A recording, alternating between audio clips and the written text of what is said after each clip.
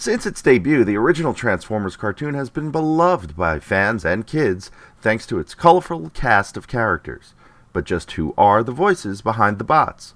Well, it all starts with these two men, Peter Cullen and Frank Welker.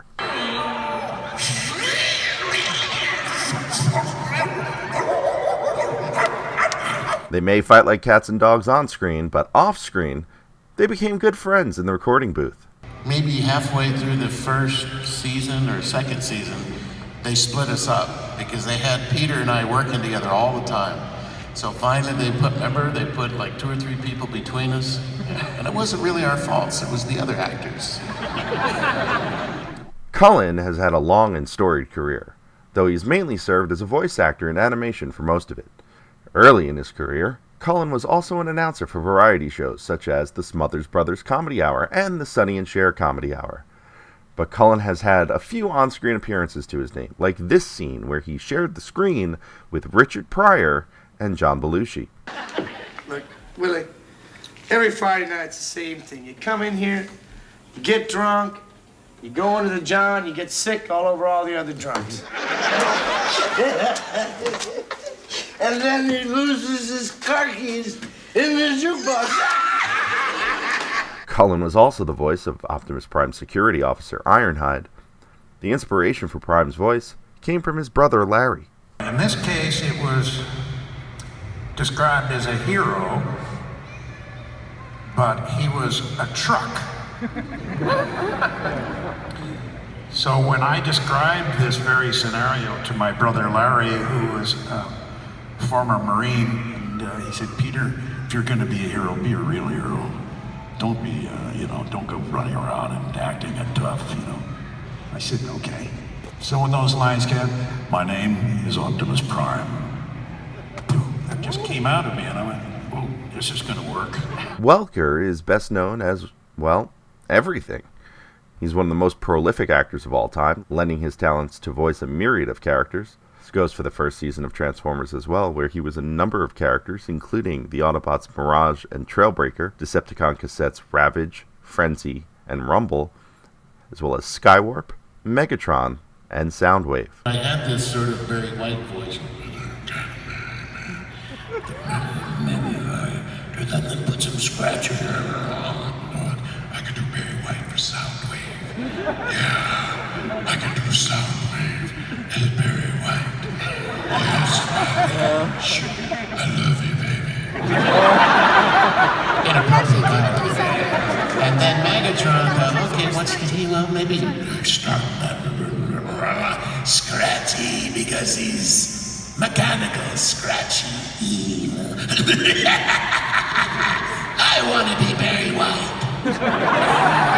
Welker's hundreds of credits span back to 1969 to his first appearance in the film The Trouble with Girls, where he had a chance to sing alongside the king himself, Elvis Presley. Violent, violent. That same year, Welker was cast as the voice of Fred in Scooby-Doo, a role he has maintained ever since. But he's not the only cast member of that show to appear in Transformers Season 1. Scooby-Doo himself, Don Messick, was the voice of Gears and Ratchet. It's coming from the bushes. Go see what it is, Scooby. Don't worry, I'm right behind you. In addition to Messick, one more meddling kid would add his voice to the Transformers, Casey Kasem.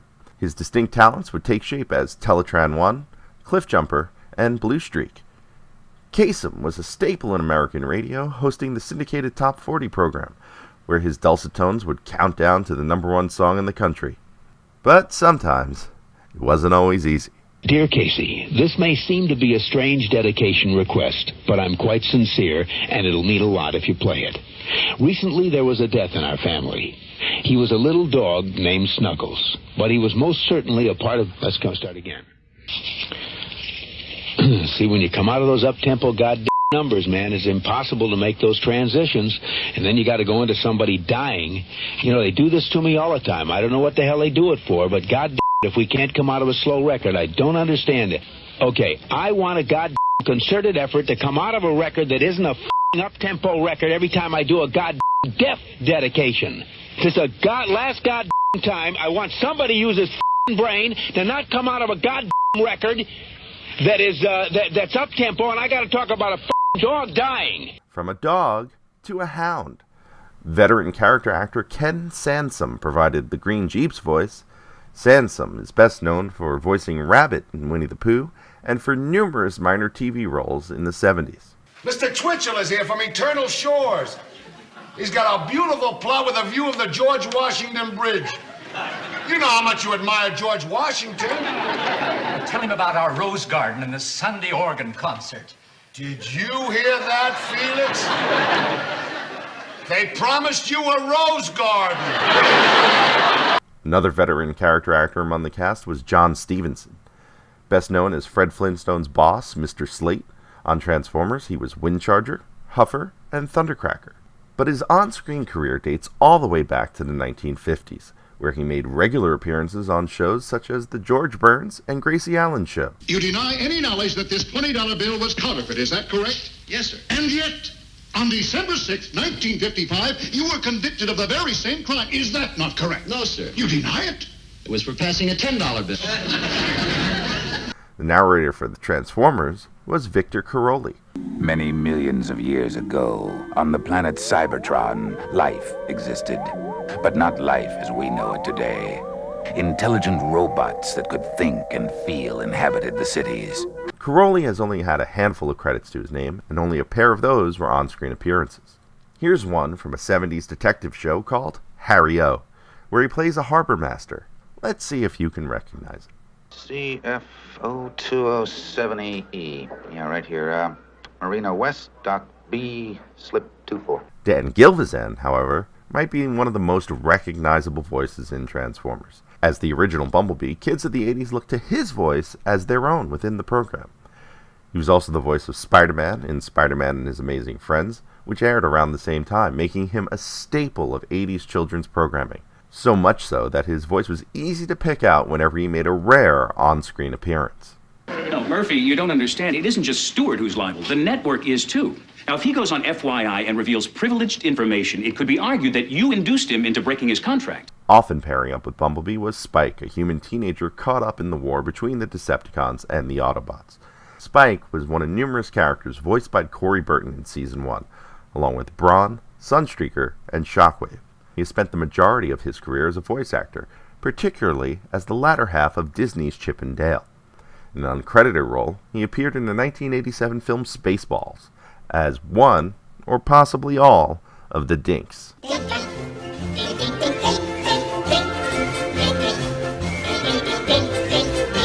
From Dink and Dale to Chip, in this case, Chip Chase.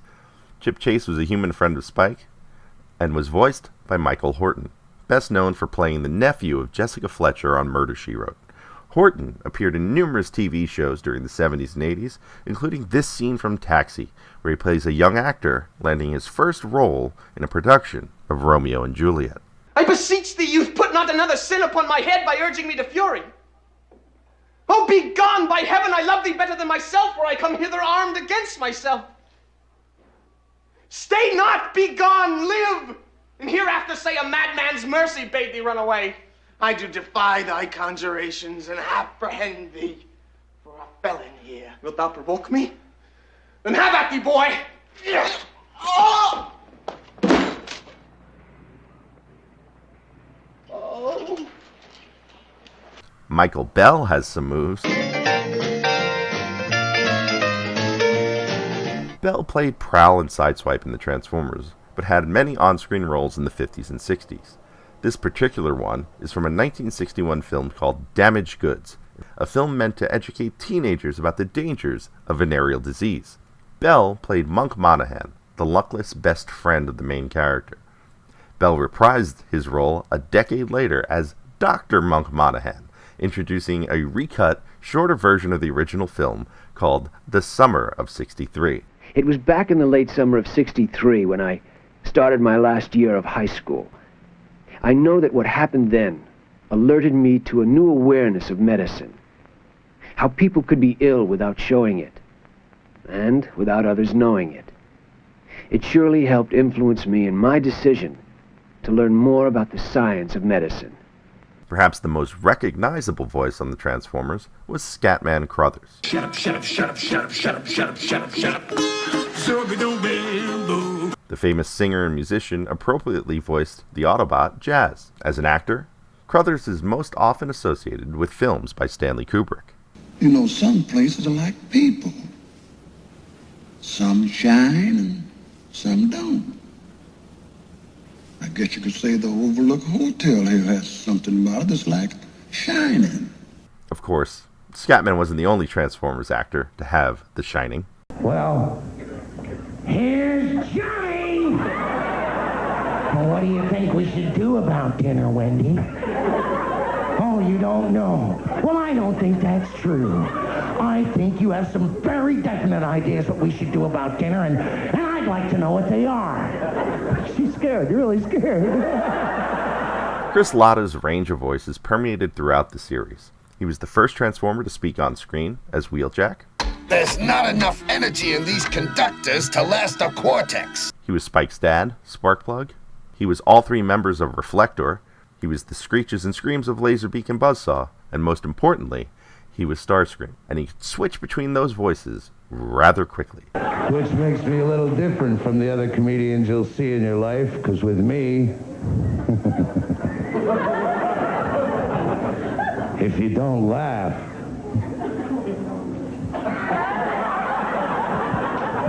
send the little man inside that makes me do bad things with him.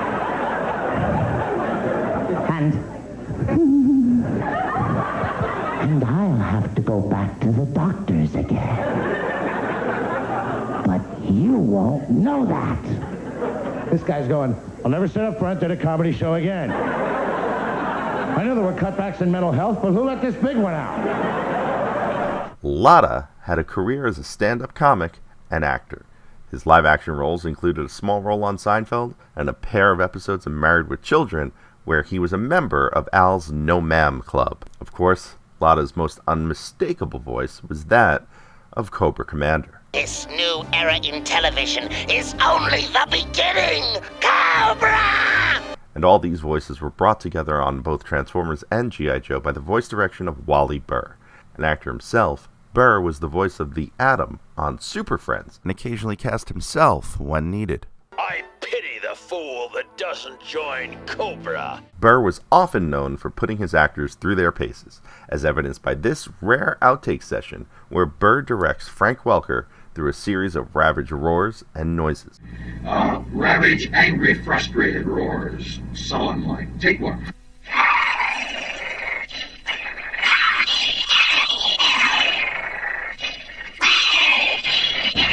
Give me some that are separate, isolated, too.